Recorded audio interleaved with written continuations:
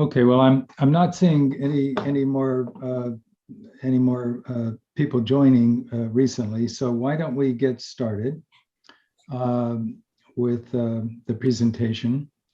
And good evening, everyone. Welcome to our third session of the Observing Basics class offered by the San Francisco Amateur Astronomers. And tonight's subject is setup and operation of astronomical telescopes and binoculars. We have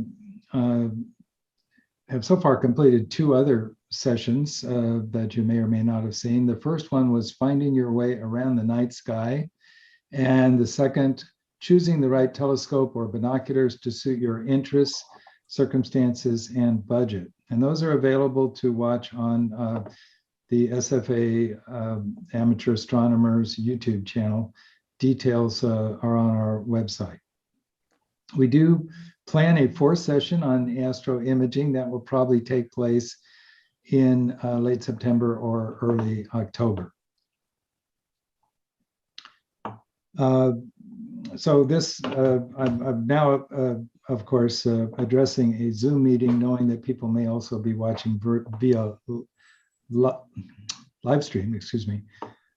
If you are participating in the Zoom session, if you could please remain muted, because any background noise can be very distracting and somewhat hard to track down. And also, if you have questions, please feel free to type them into the chat stream. We have a lot of ground to cover tonight, and so I'd prefer to address any questions at the end of the presentation, as opposed to as we go along.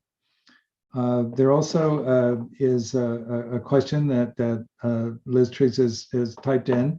What type of telescope do you have? If you have a chance, if you could let us know what kind of a scope you have. Very, very interested to hear that, if you have a scope. Some of you may not have a telescope.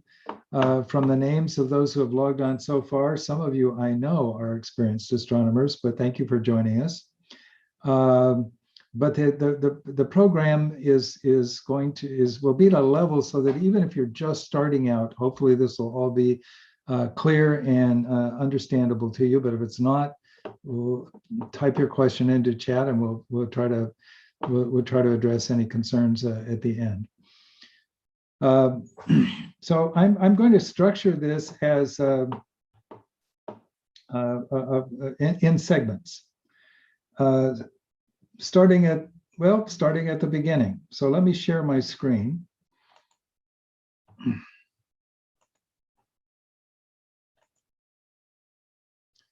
All right. So the beginning, here's our agenda. So the beginning is at home. What you can do at home. Once we cover that, we'll move on to what you should do at the observing site before dark, and then the observing site after dark.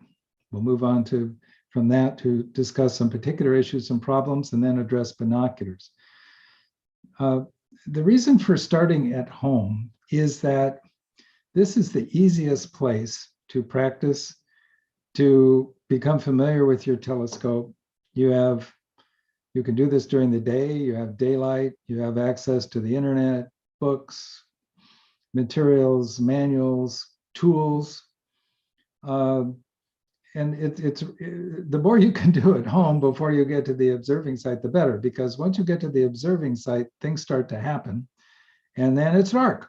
And doing things in the dark when you're not familiar with them is much more difficult than doing them in the daylight. I'm going to assume, for purposes of this presentation, then, that you are starting at home, and then we'll take a virtual trip to the observing site. Basically, a virtual star party put on by the club on Mount Ham. And so the idea is you start at home, becoming familiar with your telescope, and if there's any issues, you can address them before going to the star party in a week or 2 weeks or something like that. Now, you don't have to do this. It's just easier to do it if you have the time, if you can make the time. So let's then go on to to the first stage of this, what you can do at home. And so you'll see on the left is sort of a checklist with an arrow at the top, the initial setup, and then we'll just sort of go down this list. As far as initial setup is concerned, if you just got your telescope, you haven't perhaps even opened the box, well, then you get to start at the very beginning, because there will probably be at least some assembly involved, and then you put your telescope together. If you have a Dobsonian, you mount the telescope in the mount. If you have a tripod mounted telescope, well, then set up the tripod, level it, then the mount head, then the optical tube. There are lots of different kinds of telescopes, and I can't cover all of them. So use your manual. If you have questions, go on the internet. The more popular telescopes, there is actually a lot on the internet to help you, including YouTube videos. But get that telescope set up to make sure you have all the parts. And if you have a telescope you haven't used for a while, refamiliarize yourself with it. If you're missing anything or there are any problems, then you have some time to try to work that out. Do be careful with the optical tube. If you're just setting your telescope up for the first time, optical tubes need to be handled with care, and some mounts are a bit tricky. For example, I have a dovetail mount on my telescope, and I managed to not attach the optical tube correctly, so it ended up on the floor. Fortunately, nothing broke, but I had quite a collimation job ahead of me. Telescopes also, if they're in first use, need to be balanced. Dobsonians particularly, and equatorials need to be balanced, but all telescopes really should be balanced front to rear, and with the equatorial side to side, because you have counterweights. So consult your manual on that. So next, let's talk about lenses. Telescopes come with at least one lens, typically a low power lens. They might come perhaps with an additional lens, a higher power, and or a Barlow lens. So my telescope came with one lens, and then I added to that eventually. So the low power lens, I have a little red dot I'm going to use as a pointer. On the left, 25 millimeters, low power. Later I bought a package, a 10 millimeter, which is a higher magnification, and then a 2 times Barlow, which multiplies the two lenses on the left by a factor of 2. You can also get a Barlow that does 3. Take your time on this. Magnification is overrated, really. There are lots of other things that go into a good, decent viewing image. And if you don't have a good image to start with, magnification's probably not going to help. It's not going to make it better. So my advice, if you only have a low power lens, try it out. See how it goes. Then when you're ready, add to it, maybe with a higher power lens or just a Barlow that will double the magnifying power of the lens you started out with. And then proceed from there. I would advise against buying a package of lenses, a set. It would just have lenses in it that you probably never use and may not be the highest quality. Lenses are not like eyeglasses. Eyeglasses get smudged, you wash them. Lenses should not be washed if you can possibly avoid it with any kind of fluid, because they have coatings that can be damaged. So use, if you have lint or dust on the lens, use, well, this is a squeeze ball that squeezes air on the lenses to clean them off. You can also buy cans of compressed air, perhaps at a camera shop. And then a soft brush at the right, very soft, keep it clean. And that should be all that you use. Now, the corollary of this is try not to put a thumbprint on the glass face of your lens. Handle those lenses carefully. Keep your lens caps on them. Keep track of your lens caps. You could replace them, but it's a hassle. The lens caps also protect them in case they fall from damage. I later bought other lenses, but this is what I started with, and it was fine for a while. I had plenty of other issues to deal with. Now filters. Here are two filters that I do recommend, but you don't have to rush out right away and get them. But their general purpose, the moon and sky glow filter helps in an area like San Francisco where there is a lot of sky glow in reflected moonlight.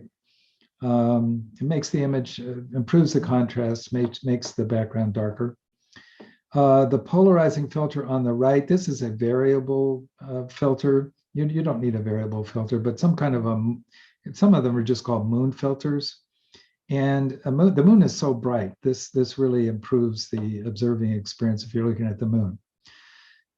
There are, I think, so many possible filters, perhaps hundreds of them, that you could get. Again, I would advise against going out and getting a set of filters. They probably won't be the filters you actually need or want. Maybe one or two of them will be. But again, I would just buy them one by one as you feel a need. If you're looking at Jupiter and you want to make out some more detail and you think a particular filter would help you, fine, buy that filter. Ditto with Mars. Ditto with perhaps a nebula that you want to observe. But do it sort of mindfully and progressively rather than just going out and buying a set of, say, 6 colored filters. Or that's what I would advise. Okay, finder scopes, next subject, very important. Because without the finder, you're really probably not going to see much. Even if you have a go-to telescope that's mechanized and will go to objects, you still need to align it. You still need to find objects to align on, stars, and center them. The finder is key to all of that. So let's look at finders. So I have in the next slide, I have 3 finders. These are my 3 finders. The one on the left is a red dot finder, what I started out with, what came with my telescope. I ditched it after a while. Actually, it's still around. You'll see it later, repurposed for a different use. Hold that thought. I moved on to a Telrad. Both the red dot and the Telrad are what is known as reflex finders. They have batteries and LED lights, and they project a pattern on a screen. The red dot projects a little red dot. The Telrad projects a kind of a bullseye target image that's very useful, very popular. So popular that star charts and software applications like Stellarium and I think Sky Safari actually include the Telrad reticle so that you can compare what you might see through the Telrad.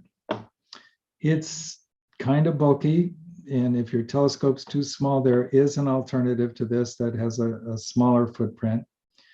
But highly recommend the Telrad. The red dot finder works. It worked for me. It's just not as good as the Telrad. And then on the right is a magnified finder known as well, I'm not sure how to pronounce it, but it's RACI finder, right angle corrected image finder that is magnified. Sometimes when things are magnified, the images are inverted. They might be upside down. They might be a mirror image. This is a true image. And that's helpful when you're hunting around trying to find something. It's a 9x50 Orion. The magnification is 9 times. The aperture is 50 millimeters. It's quite capable, and it's well, you might think of it as like half a binocular. And I use both the Telrad and the magnified finder, and I'm going to give you a demonstration of that later, how I use the two together to find dim objects. So now let's look at how this is mounted. So here is the telescope, my Mycelestron 8SE with the Telrad on top, mounted on top. It sits in a base and can be removed from that base for portability and then easily reattached. The little lever on the right is a handle that turns it on and then increases the brightness of the bullseye that you see as needed.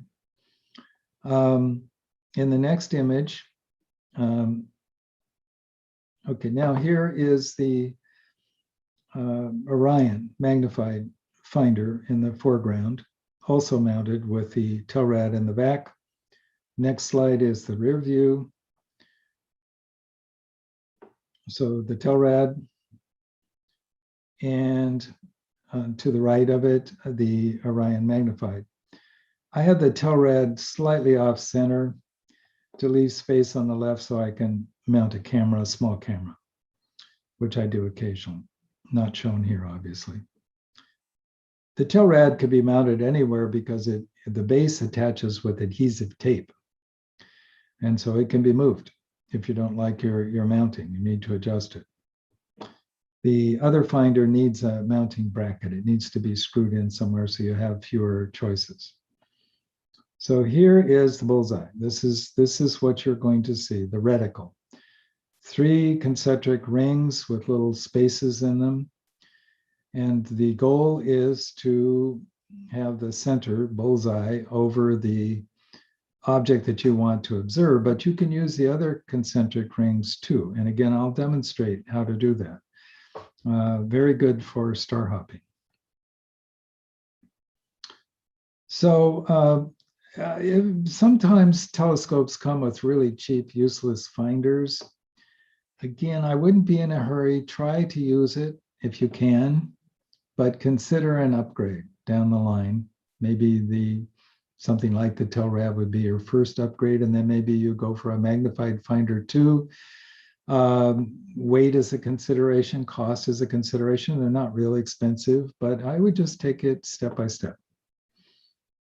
The main thing is you do want to be able to find objects, and if you can't find objects, then that's an issue that does need to be addressed as a priority. Okay, batteries only relevant if you have a mechanized telescope that runs off of external battery power. Some of the motorized telescopes have their own internal batteries that are charged in a manner similar to, well, charging a cell phone. You just plug it in and it eventually charges. I have an EV scope that is charged in that fashion. It does not need an external battery, but the 8SE does. I started out with a smaller battery on the left. It was fine. After I added an astro imaging camera, I thought I might need a little more power, so I got from Mycelestron the battery on the right. Good, capable battery, plenty of capacity, doubles as a light, has a port for charging another device like a cell phone or an iPad, and it has a Velcro strap, so I can attach it to the tripod, which is an advantage. It puts it up where I can get to it and keeps the cord out of the way. But many people use external battery packs that sit on the ground. They have a higher capacity, and they are very popular as well. So whatever you do, make sure you have a battery. Mycelestron wants you to install AA batteries. I think something like 12 of them for my telescope, and they don't last very long. So you will need an external battery. So I would prioritize that, if possible, before your first star party, if you have a mechanized telescope. If not, if it's manual, then you can skip this step, or if you have an internal battery, no issue. Red lights, very important. White lights are frowned upon, and worse at star parties, because white light destroys your night vision. Red lights are better, although it's possible for a red light to be too bright too. Here's 3 choices. The one on the left is small. I think it's made by Orion. It can fit on your keychain, which is an advantage, unless you're prone to lose your keys too. But it's really an embarrassing, humiliating situation to be at a star party and not able to find any red lights. Then you're in a position of needing a red light so you can find your red light, meaning you're probably going to ask for some help. So I have a couple of them. I always have an extra, but this little one on the left, if I can't find any other red light, there it is. The one in the middle has a more powerful beam. The one on the right is adjustable. I'm actually missing part of it, has a lens on the front of it, but this is very nice because you can dim it if you want. And it has a lanyard, so you can wear it around your neck, which makes it harder to lose, but not impossible to lose. And then the headband, You can buy these at a hardware store at a place like REI. One problem with them is they cycle between red and white. So to turn it off, you're going to have to cycle through the white lights or just leave it on. But of course, this is handy if you're setting up your telescope, you want to be hands-free. On the subject of red lights, here's my kind of backup.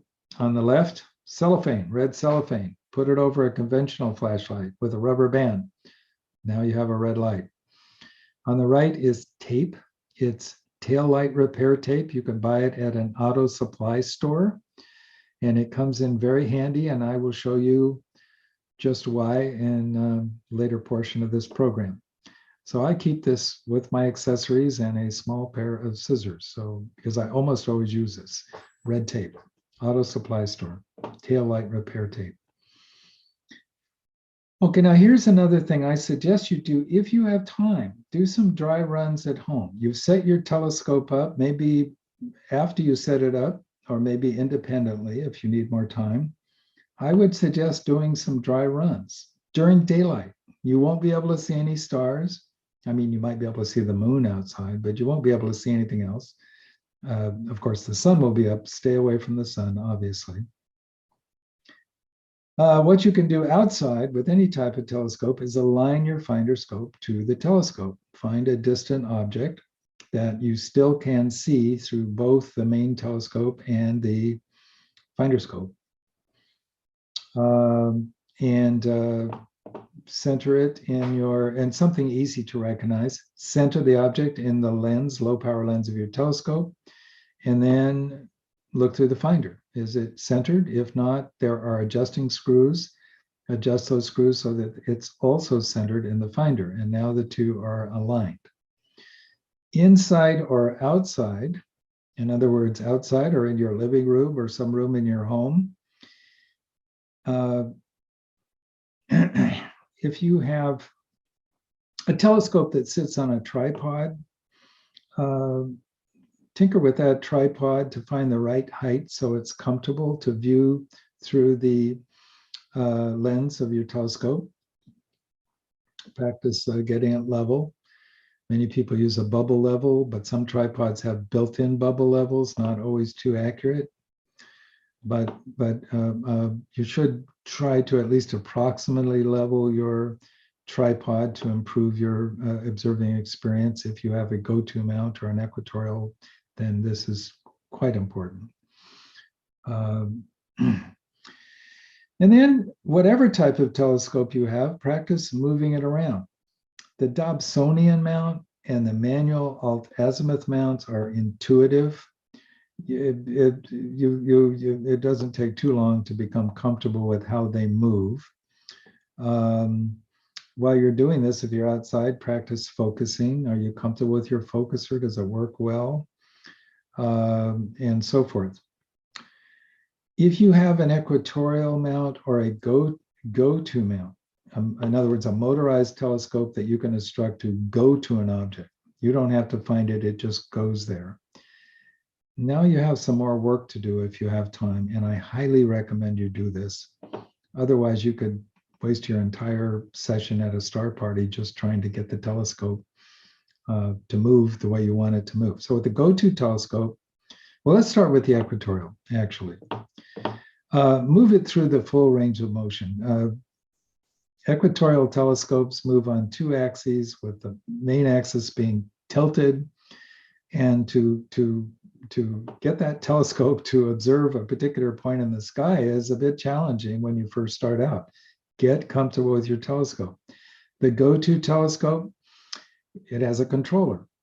Use the direction arrows on the controller, or you can link to the telescope if you have a Wi-Fi connection, and use an app like Sky Portal with a Mycelestron. Practice moving the telescope around with a controller. There are different speeds. When you get closer to the object, you use a slower speed. That's the minimum I would do, but you can go a few steps further. So let's explore that. So with the equatorial mount, this is a manual equatorial mount. If you haven't already done so, adjust the polar axis to correspond to your latitude. In the San Francisco Bay Area, it's about 38 degrees. And that's an adjustment that will stay until you move the telescope to a location that has a different latitude. And then I would perform a virtual polar alignment. You can't see Polaris, but you can pretend. Once you do that, then you can, if you want, try using the setting circles. Now that's a topic I'm really not going to have time to go into. If you do decide to try it, then you'll need to use a manual or a book or something online. There's lots of material online about how to do this. Some people think using setting circles is a help to locate objects. Other people would say not that much of a help, because the setting circles on these telescopes tend to be fairly small and fairly approximate. But it's something you could at least try once. I owned an equatorial mount telescope, manual equatorial mount telescope, for quite a while, and actually never once used the setting circles. But don't let that discourage you. In those days, we didn't have YouTube videos. So perhaps if I could have resorted to these other materials, I would have tried it. But I would at least take the step of just getting your feet wet with a polar alignment. Okay. So how would you do that? Well, aim the telescope to the north, to true north, because that's the first step in your alignment. Make sure you do have the 38-degree angle if you're in the Bay Area. If you're in a different area, then you need to figure out what your latitude is there. And then pretend like, once you have this aimed north, like you're going to look through the telescope at Polaris, with the telescope in the home position. This is the home position depicted here. Telescope is directly above the polar axis, which is the yellowish gold arrow here. Directly above it, not to one side, not turned one way or another, directly straight above it, with the counterweight straight down. So that'll always be the way that you'll have the telescope when you align it. Now, speaking of north, did you know that, and this is a screenshot of an iPhone, it has a built-in compass under utilities that will show you which way north is. And it will also tell you, of course, what your latitude and longitude are, information that could be useful in setting up your go-to telescope. And here's the roughly 38 degrees, 37 degrees, 57 minutes that I referred to as the latitude in the San Francisco Bay Area. The iPhone can also be used to level your telescope. See this tiny little plus sign in the middle? And then a larger plus connecting the north, south, east, west. This is intentionally not level. I wanted to show you how if it's not level, the small plus sign in the middle is off center. But if you align these to all of these lines, if you align them perfectly, then it will be level. So you can use this to level your tripod. I'm not familiar with Android phones. I would imagine there's something similar, or you can get an app that will help you with that. I think I mentioned equatorial mounts and go-to mounts should be leveled. Actually, any telescope should be at least approximately level to increase the ease of using it, but critical if you have an equatorial mount that you expect to track accurately. Okay, planning is the next subject. You don't have to plan. You can just show up in the mountain, but you will improve your experience if you do that. I'm sorry, I went on to the next subject. I forgot. I think we have enough time to do this. The next slide covers using your go-to mount to practice with it. Now I've set this up to be an alignment of a Mycelestron SE series mechanized go-to telescope. I think Meade is similar, but you might have to tweak this a bit for Meade. and it's an alt-azimuth mount. I think this would work on an equatorial mount that is also a go-to mount, mechanized go-to mount, but you might have to tweak it a little more. So the idea is you're going to do what we call a one-star alignment. And that one star is Polaris.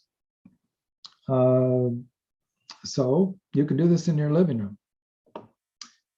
Turn on the telescope. When you start the align sequence, it will prompt you to enter your location and the date and time. If you've already entered the location previously and it's still accurate, then you don't need to change that. It will remember the location, but not the date and time. So enter the date and enter the time in 24-hour format. Choose the Pacific time zone, daylight savings time now. Every time you turn on the telescope, you'll have to repeat the date and time. If you have a GPS module and you're outside, you will probably acquire the location, date, and time independently, but we're not outside. And my GPS module doesn't work very well, so I just do it. I put the date and time in. And then select from a menu one-star alignment. You'll have a choice of 1 star, 2 stars, or 3 stars. I choose 1 star. Aim the telescope north to true north. Raise the telescope so the optical tube is at that 38-degree height. Just, guesstimate it. You can't see Polaris. You don't really have to measure it. Just sort of guess what 38 degrees would be, somewhat less than 45 degrees. But if you want, there is a menu item where you can get a readout of your altitude of your optical tube. And if it confirms that you're at 38 degrees, well, even better. And then align the telescope.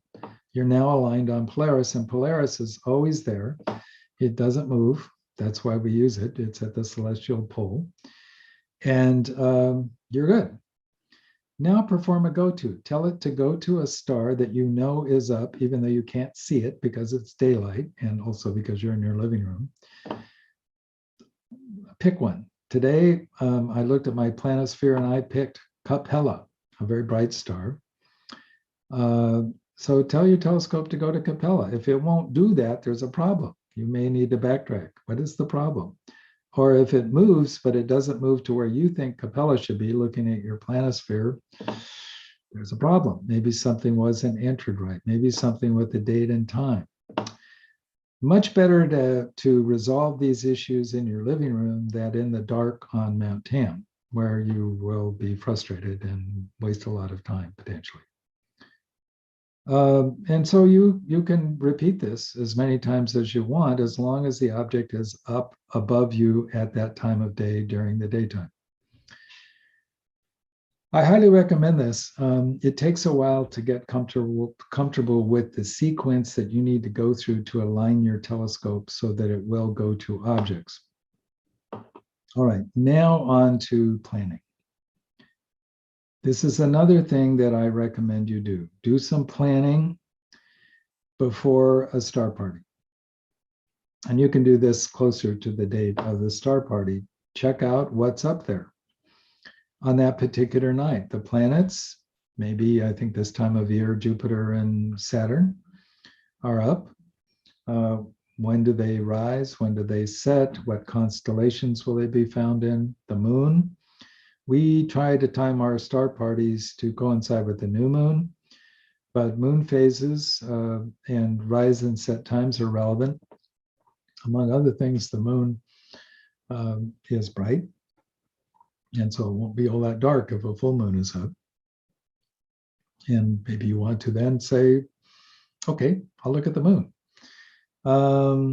It's a matter really of prioritizing what you're going to do based on what's going on and what the conditions are.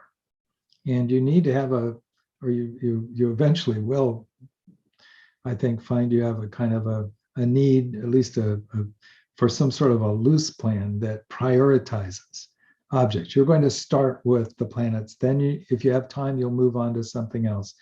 But if the fog comes in, then well, actually, if the fog comes in and it's overhead, that may be the end of the star party. But anyway, I won't go on. I won't belabor this, but have some flexibility is what I'm saying, because conditions may turn out to be different than you think they will be, or they can change.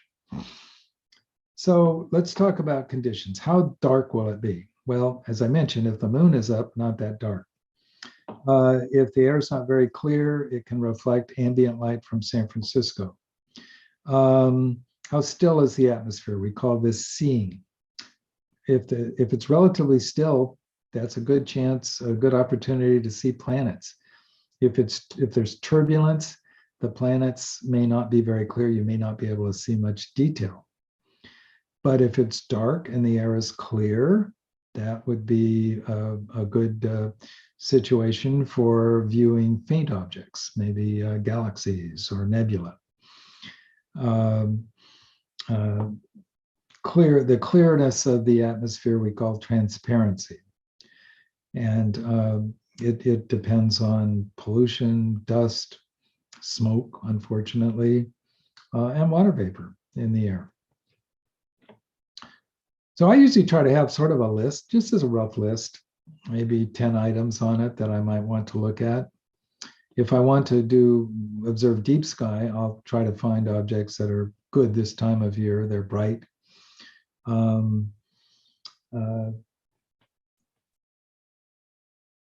Oops. Okay, so a list. I seldom get through my whole list. Maybe I'll only get through 3 or 4 items or 5 items, but you're wasting your time if you have 20 items. You're never going to cover that, even if you stay out all night, unless you're a very skilled astronomer and everything goes just right. Okay, so the next slide shows the clear sky chart that you can access through our website. Go to Stargazing Tools. And this is a prediction. It's only a prediction of what the seeing conditions will be, cloud cover, transparency. I did this screenshot on the date of our last star party. And if you relied only on this, you might not have gone to the star party. As it turned out, I couldn't go. But those who did go said it was good. It was a good experience, notwithstanding smoke, possible cloud cover, etc. So use this to plan, but don't make your decision as to whether you're going to go just based on this. It's just a prediction, and this is the San Francisco Bay Area where things can change and change quickly. What to take? Okay, everything we've talked about so far, lenses, red lights, and so forth, but don't forget, sorry, this is jumping around a little bit. Okay, don't forget snacks, water. My wife and I, it had been so long since we've been to a star party, we didn't bring these items and we're very thirsty and quite hungry. Tools, I usually bring a Phillips screwdriver. Maybe you'll bring some tools if you need them for collimation. Chairs, something to sit in, otherwise you'll be sitting in your car. Small portable table, essential if you have a telescope that rests on a table, but otherwise very handy. Always bring warm clothes, even if it's hot out. You never know. If it's cold, it can get really cold. In the winter, I would dress as if you're going skiing. My wife and I went to an event where it was very warm when we started, and by the time we left at 10:30, we were shivering, notwithstanding wearing sweaters and a jacket. And we weren't even on Mount 10. So always have that backup. Transportation. This is my solution. I take my telescope apart and I put the optical tube in one of these tool bags and the mount head in another bag, along with some other stuff. And then the black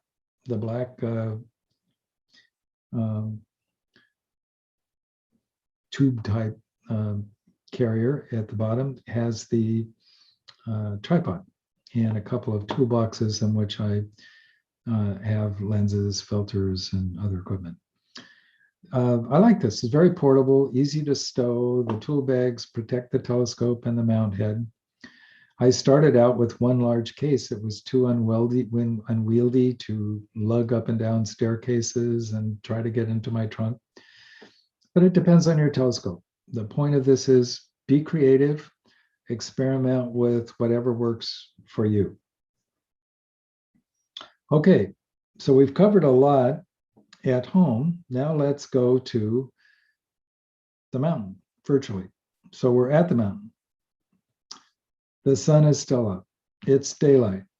And there are some things to do. Your setup, which you've already probably practiced at home, organizing your site, figuring out where to put your car so that you can leave without disturbing other stargazers at the star party. Remember, everything you take out of your car, you're eventually going to put back into your car. So have a plan. It's much easier to take things out in daylight than to put them back in the dark. You don't want to be down on your hands and knees looking for lens caps and so on. Give some thought to organization. Give some thought to white light control while it's daylight. So white light control, here's a close-up of the tail light on my Subaru Outback.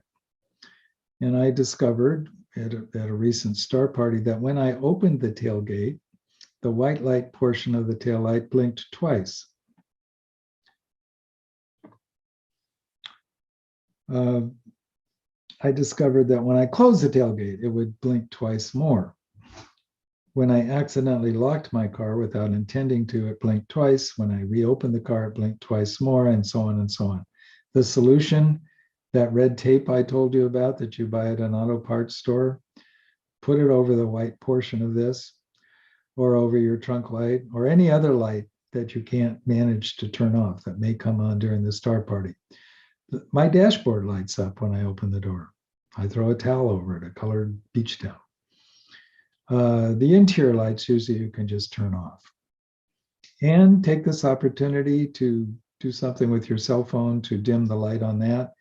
The iPhone has a setting where you can tint the whole screen red under accessibility. Android probably has something similar. Finder scope alignment is the next subject. Okay, we already talked about that. If you did it once at home and you have a fixed finder scope, maybe that's enough, but you might want to check it. I remove my finder scopes and then reattach them, so I always check it, and usually I have to tweak the finder scopes. Equatorial mount, this is the time you can do the rough alignment we talked about before. Aim it towards the north, put it in the home position. You can do the same thing with your go-to equatorial mount. And now, after dark. So here's the manual equatorial mount again. If you set this up right and aimed it to the north and put it in the home position, you hopefully can look through the eyepiece, and now Polaris is out, see Polaris. If it's not centered, then you need to move the scope so that it is centered. With the go-to equatorial, a number of the more recent and more expensive go-to mounts will have a finder scope, a polar scope that's built into the polar axis. So you can actually sight through the axis directly to Polaris to make sure your alignment is accurate. Now, if you have a go-to mount, you need to align the telescope so it will go places. It will go where you want it to. It doesn't just do that. First, the telescope has to be aligned, which is a process of the telescope developing a kind of an internal map of the sky, so it will know which way it's pointing. If you have a Dobsonian or a manual alt-azimuth telescope, you are home free. You're free to go and start observing. But those of us who have go-tos, the fun is just beginning, because now we have to align our telescopes.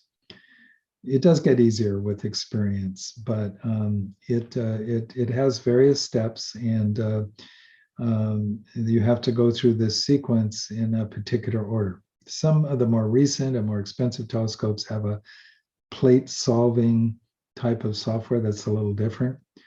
With my EV scope, for example, the alignment is virtually automatic. Otherwise, though, you're a participant. You have to find certain objects and align on those objects. So here is the sequence for my Mycelestron 8 SE. We're back to entering the time and date. The location, presumably I've already entered that, but it needs that information to start. GPS module, maybe it automatically acquires it.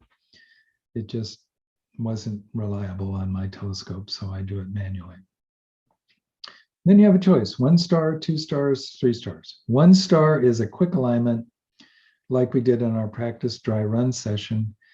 And if all you want is tracking, let's say you want to observe Jupiter, you can find Jupiter easily on your own, but you want your telescope then to track, do a 1 star alignment. 2 stars I use when my view is obstructed and I'll never find 3 stars, a good view of 3 stars. There's a building, there's trees. But the typical alignment, if you want to use go-to, would be 3 stars. So you need to find 3 objects, center on them, and enter the right commands in your controller or your cell phone if you're using an app. And then you've completed the alignment, and then you can use the go-to. If you're looking for an object that's hard to find, actually, you're probably going to have to go to that region of the sky and start adding additional alignment points. A tedious process, but it may be necessary if you can't find the object with what you've already entered. The go-to equatorial is going to be a bit different, have different steps, different manufacturers have different programs, but I think many of them follow something like this regimen. You'll need to customize this for the particular telescope you have. Finding objects. Okay, apart from go-to, how would you find an object that's hard to find? So here's an exercise. We're going to find the Andromeda Galaxy. This is not an ideal time to observe it. It is up if you wait for the right time in the evening. You'll have a better experience in October, November, but it seemed like a good example, so bear with me.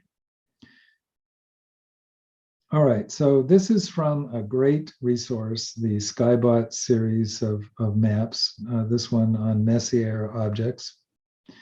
Messier, I guess, would be the right pronunciation, objects. And we're looking for the Andromeda Galaxy. Well, in this spiral-bound book of maps, the reticule of the Telrad is already included. So in the Bullseye, that's where the Andromeda Galaxy is. It's a big galaxy, so actually it's not just in the Bullseye, but let's say the center is in the Bullseye, and then the galaxy actually spreads out a bit across the reticule. But you may not be able to see it at all. It may be just barely visible through binoculars, maybe as kind of a smudge, but not really visible to your finder. And you have a Telrad. You have the setup I have, a Telrad, but also a magnified finder. So let's walk through this. First, we need to get oriented. We'll start with an asterism, which is this great square in the constellation Pegasus. And in particular, once we found the great square, find this bright star, relatively bright star, Alpheratz.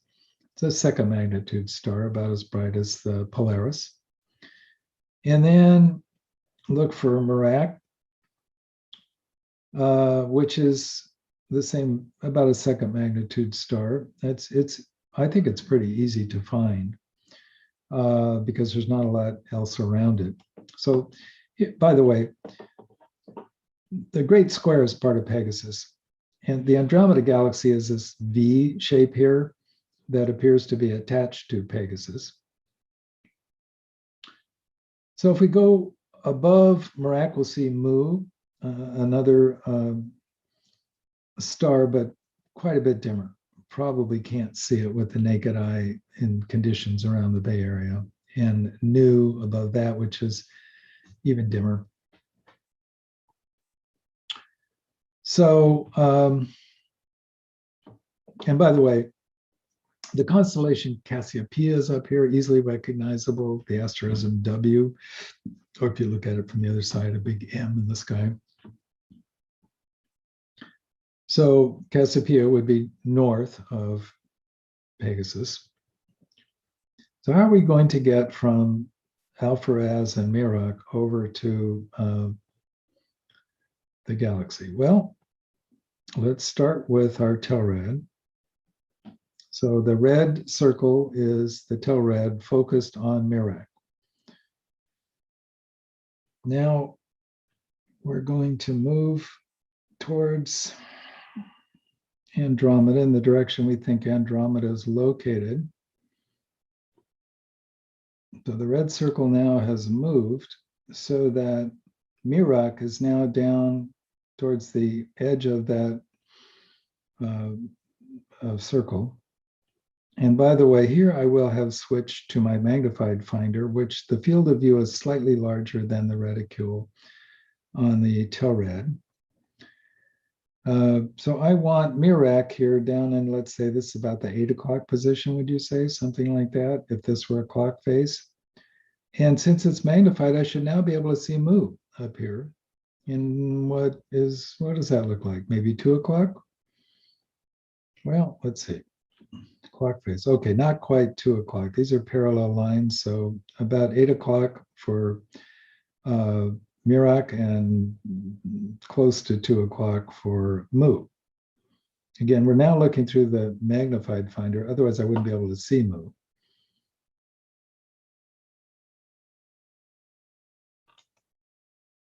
And then the next step, the third step, is to keep going in that same direction so that now Mu is down in the 8 o'clock position. And here up here at 2, the Andromeda Galaxy. Through the magnified finder. Let's go one more step. Now the finder is superimposed here, meaning that the Andromeda Galaxy should now be centered. Well, let's look through the telescope and see if it is. If it's not, it should still be something that's visible, and now we can center it in the telescope. By the way, the Andromeda Galaxy is pretty big. I couldn't fit the whole thing in my field of view, but you get the idea. So this is an example of star hopping using finders, and you'll have to use what you have and spend some time planning it and thinking about how you're going to do it. But this is the process. Okay, so let's go on to focusing. Here are some focusing. Here is a focusing aid, the Bahtinov mask. You can buy this on Amazon. Buy one for your telescope. This is for my telescope, 8 inches with a central cutout, because that's what I have on the corrector plate of my telescope. Fits right over the front, just pops on. And then you get an image like the image on the right that looks like an X with a spike in the middle. If the spike is perfectly centered in that X, you're focused. If it's to one side or the other, you're not. Move the focus until that spike is in the middle.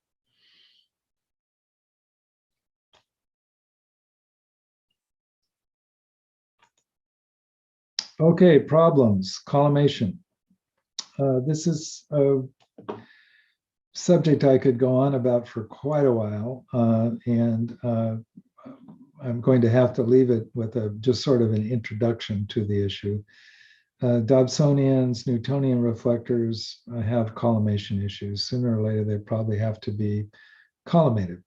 Even my Schmidt-Cassegrain had to be collimated. Of course, I dropped it on the floor first, but sooner or later, because of jostling, as you move the telescope around, the mirrors can get out of alignment, the main mirror or sometimes the secondary mirrors.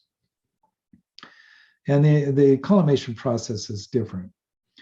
But here's a quick test that you can do if you think you might have a collimation problem. Look at a reasonably bright star, center it in your eyepiece, and then defocus it. And as you defocus it, it'll get bigger and start to look like a donut.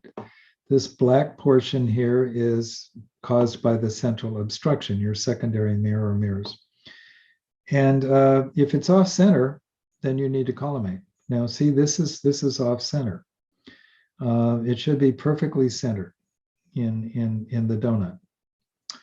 I have on the right shown you the cover of the Backyard Astronomer's Guide. This is a great book, and it covers many subjects, including collimation, and this image is from the Backyard Astronomer's Guide. One caveat, I think a fourth edition is about to come out. I've tried to pre-order it. I hope I'm on the list. Well worth it, a little out of date, but a great resource on all aspects of amateur astronomy and telescopes. So again, highly recommended. Okay, another problem is image wobble. You're trying to observe, say, Jupiter, and you can't see any detail because it's jiggling and wobbling and all over the place, like you're looking through liquid or boiling water. Well, that could be a scene problem. It could be, the air is so turbulent above you that it's distorting the image and there's not much you can do about it.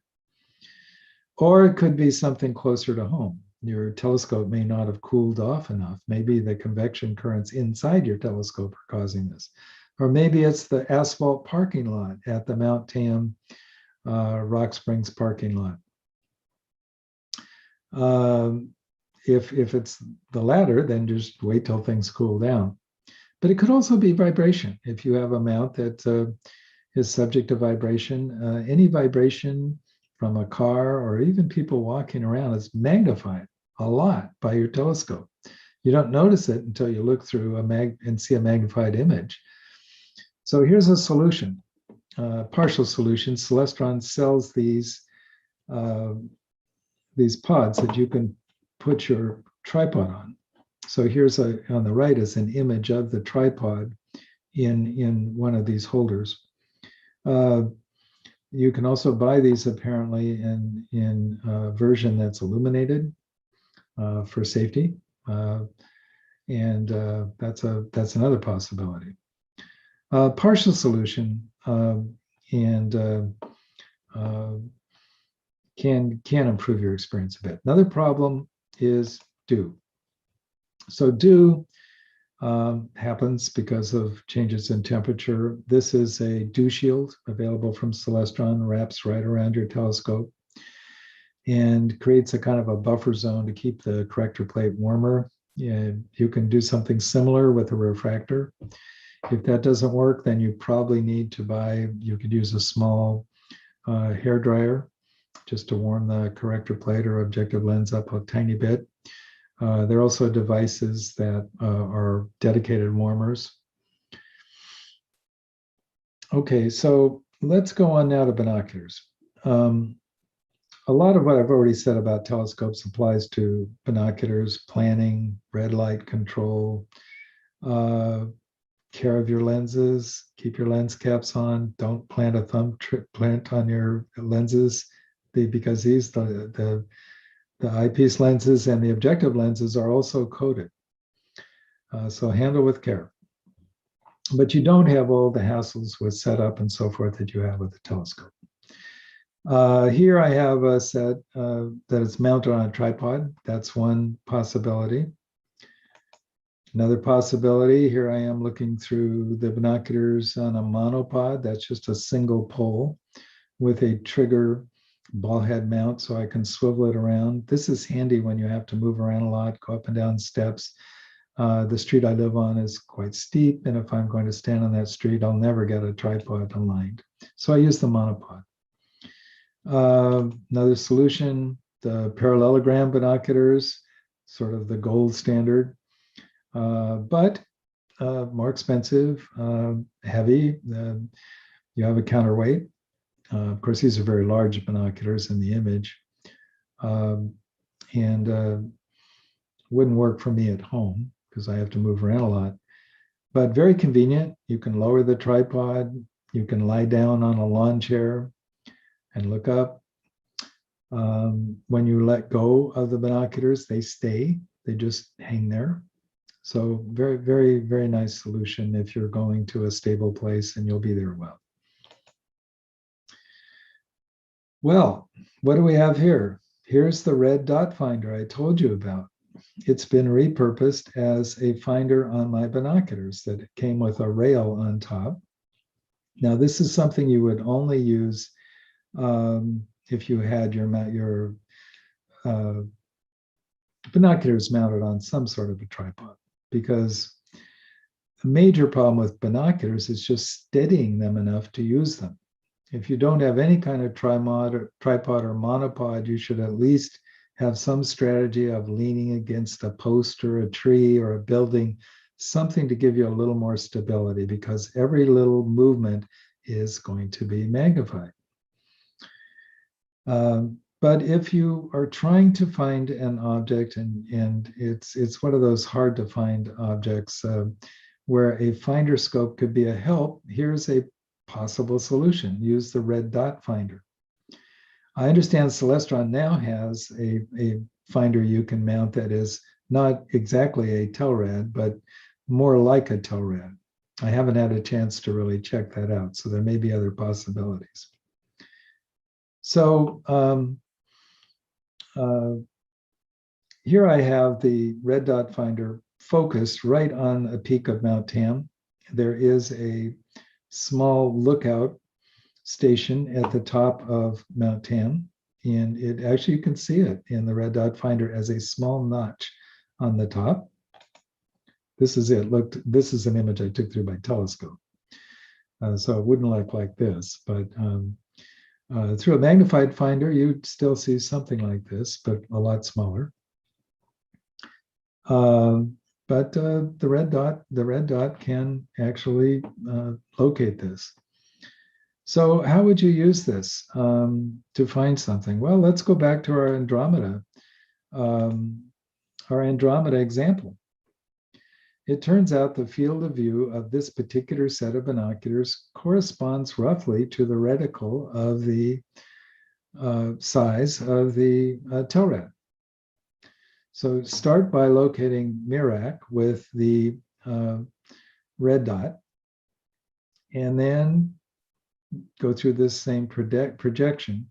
So you move the field of view of the binoculars such that Mu is now at the 8 o'clock position, and then you should see,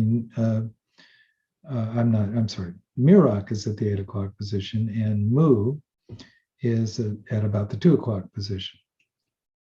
And then you just have another step to keep going, and there's Andromeda, or one or two more steps.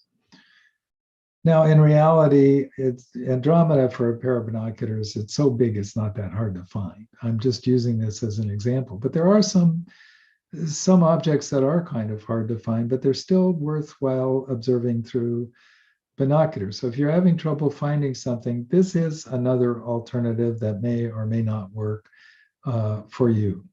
Bear in mind that binoculars, the magnification is lower than what you have through a telescope. At some point, the binoculars are not going to make out details on Jupiter, for example.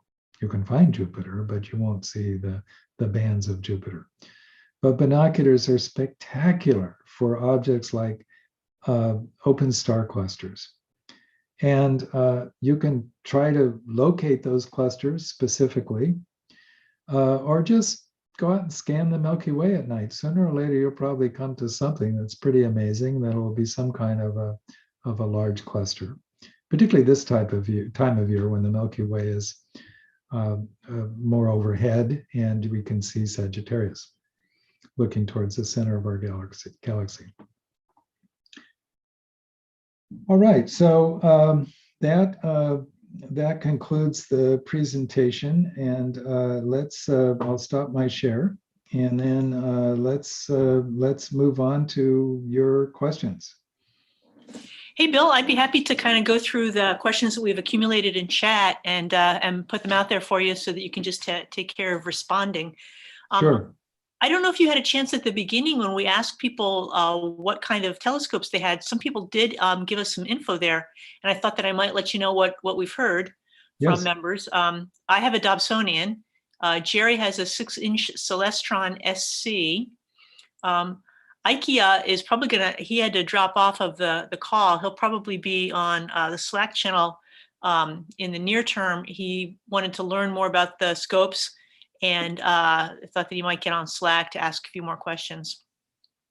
Helen has an Orion Skyview 6, and that was the end of people putting in their info on specific models. So maybe people saw that somebody had already listed something that they had, but I didn't know if you wanted to address any of those in particular, Bill. Yes, was that a Celestron 6 SE or SC? SC is what it says here. Okay. Yeah. Well, that would be if I'm correct about this, that would be something similar to what I have, just a bit smaller in terms of diameter. And so my experience with my 8SE would be directly applicable. The Orion, I'm trying to call to mind what that looked like, and I can't readily do that. And what was the other one, Liz?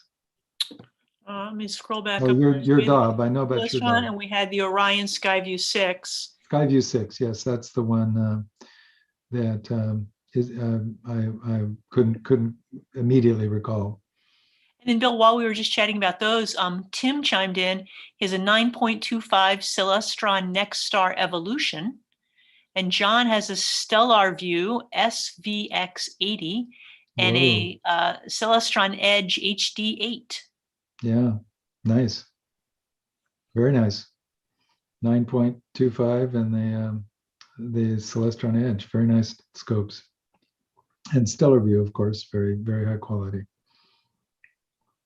Well, it looks like we have quite a range of telescopes. Very true. And, you know, there was also a little bit of a dialogue going on before you started. Jessica had mentioned about Douglas teaching the class on telescope making. So just a quick plug for that. Doug Smith is one of the SFAA board members. He's also in charge of our telescope loan program, which is available to members. And when classes can be resumed, Doug will try to get that on the schedule again at some point in the future over at the Randall Museum. So if you have any interest in building your own scope, which a number of our members have done, then stay tuned for that, and we'll let you know as that comes back online. Great. We had a couple of comments that folks put in. I just thought you might like to comment on them, because it was nice that they put these in kind of as you were talking, and they were reacting to things that you had put in your presentation, which I thought was loaded with great tips, Bill. Jessica had noted, she says, I personally always have a roll of red electrical tape in my car when I go to star parties. It's easy to tape over those small lights in the car, over a flashlight, etc. And then it's easy to remove after. And that's what you were talking about too. I think that's a great tip. Yes. And then Thomas had reacted to one of the things that you were talking about, Bill. He said, definitely recommend aligning the telescope and finder scope during the day with something like a tree or sign or other landmark object. On a dark night, you'll get lost in a sea of stars. So, totally agree with that. Things like practical look different. The sky looks, when you look at the sky, you see one thing. When you look through a finder scope that's magnified, you see more stars, a lot more stars, and the distances appear to be greater. And then you look through your telescope and, oh my God, you know, it's even more disorienting. But during the day, you're much better able to sort all that out. And plus, as Thomas points out, during the day, you can find some sort of terrestrial object, which you probably can't at night. You're just stuck with stars. And that is difficult. Well, that's a good point. And, you know, I'm still such a beginner. One of the things that I'll definitely take away from your presentation is not just the preparation that you do at home to make sure that your telescope is acting properly and that you're familiar with it, because we do have to reacquaint ourselves with them from time to time, of course. But the other thing was your recommendation to have a plan for what you're going to be looking for through your scope. And that's a great way to have make efficient use of your time and know where things are too. I found it to be a big help. At first, I didn't have a plan. And when I finally got my telescope aligned, I didn't really know quite what to do. And one great thing about being at a star party is you can sort of walk around and see what other people are doing and get some tips. But still, I think you will always have a better experience if you do have a plan and a priority or a prioritization of what you're going to do, but also an attitude where you're flexible. If things change, okay, you change. Now, one of the SFAA members told me that not only does he do a plan for what he's going to look at that night, but he keeps kind of a journal so he can keep track of not only what he was planning to see, but then he knows what he has seen. And then I guess from time to time, he may want to see something again, but it helps him to sort of progress. It's a big sky. So it helps him progress through a wide range of things that he wants to see over his lifetime. I think that's a great idea. I should do that. I keep intending to do it, but I haven't really done it. And I had this odd experience of using my EV scope to do some astro imaging, and I imaged this. I think it was a cluster, and I thought, gee, this whole thing sounds kind of familiar. Well, when I looked through my photos, I had just imaged it a month earlier. So yes, definitely. But the other great thing about journaling is that you know it becomes your kind of knowledge base. You make notes and you remind yourself of things, and it's your progression, I think, is more deliberate and more organized. So great idea. Hey, we're happy to take more questions. If anybody would like, you can go ahead and type them in the chat, or you can unmute if you'd like to just ask Bill directly. And while we're giving you a moment to do that, Bill, a question I had for you, when you were talking about the lenses and filters, I think you mentioned, and maybe your photos even had a couple of the brands represented. I liked your point to not necessarily just buy a kit of 6 or however many they might be packaged, because that really might not be the highest quality, or really you might not use them.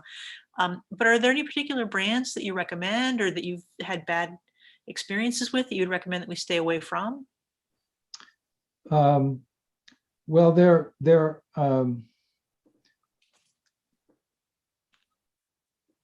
are some lenses that are really inferior. I mean, even with a relatively inexpensive telescope, you at least want sort of a Kellner lens. Plossl would be better. Now, these are more types of lenses. I mean, frankly, when I started out, I just bought Mycelestron lenses, Plossl lenses. But then when you're ready and you want to buy better lenses, Mycelestron has a higher level of lens. They're more expensive. They're better. But if you really want a good lens, then you would probably go to a different manufacturer, but they're expensive.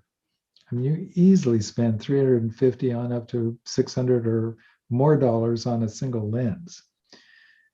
And what you get is you get better quality in the optics, better coatings.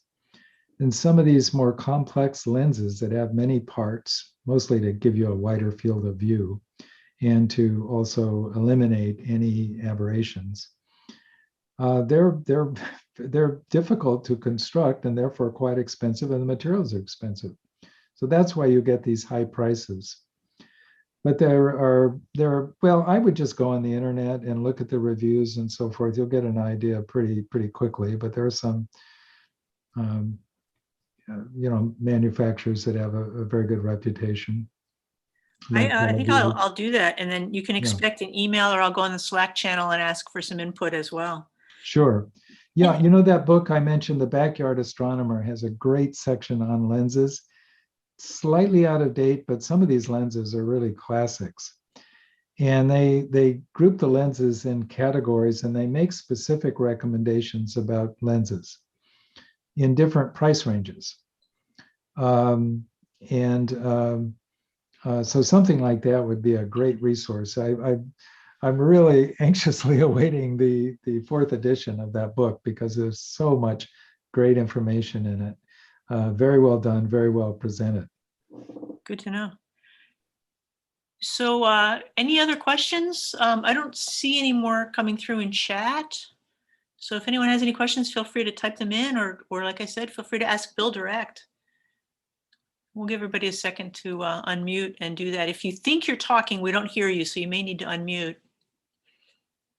Bill, I have such respect for your knowledge, and I so appreciate the amount of time that you've put into putting these presentations together and sharing your time with everyone. I mean, this is just wonderful information. I really appreciate it. Oh, well, my pleasure. I enjoyed doing this, and frankly, I learned quite a bit. I mostly filled in some gaps in my knowledge just by putting this all together. It looks like we do have a hand raised. Jean-Pierre? Jean-Pierre gave you some applause, actually. Oh, all right, thank applause, you. And Tim says, thank you, another great lecture. So that's your fan club. We're all on a great appreciation. Jim says, great presentation, Bill. I learned a lot tonight.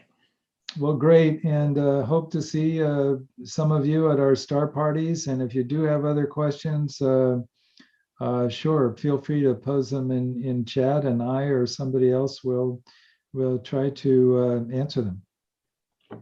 Sounds good. Yeah, everyone, if you're not using our Slack channel yet, please go ahead and start a conversation or jump in and answer a conversation. It's a great way for our members to interact. All right, Bill, I guess that wraps us up. Okay, well, thanks everyone, and stay tuned for the 4th edition. Looking forward to seeing you again, probably end of September, early October. Stay tuned. Looking forward to it. Thank you so much, Bill. Okay. Thanks, Bill. So long, Enjoyed it. everyone. Enjoyed it. Bye-bye. Good. Okay, you bet.